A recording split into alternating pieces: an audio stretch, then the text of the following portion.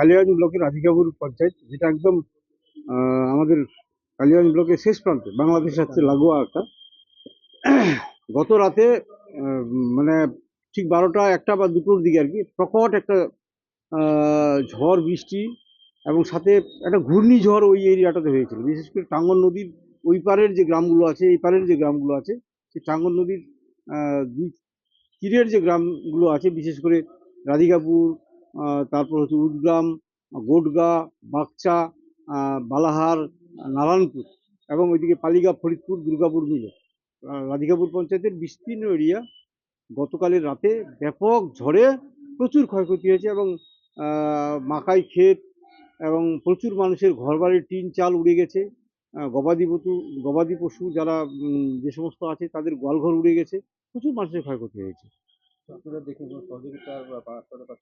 একদম আমরা প্রথমত যেটা বিডিও সাহেবের সাথেও কথা হলো এবং বিডিএমও সাহেবের সাথেও কথা হলো।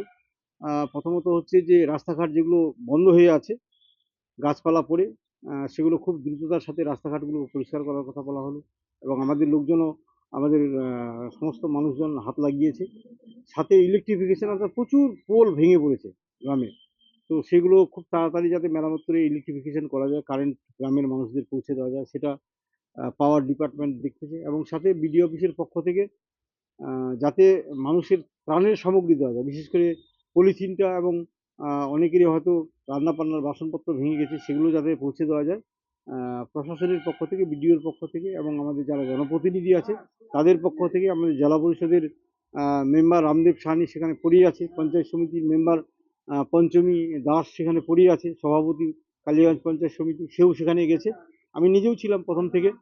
তো আমাদের পুরো টিম রাধিকাপুরের এই বিপর্যয়ের সময় একদম পুরো টিম তাদের উদ্ধারের কাজে লাগছে এবং তাদের যাতে যথাযথ ব্যবস্থা করা যায়, বাকিটা যতটা পারা যায় আমরা চেষ্টা করছি।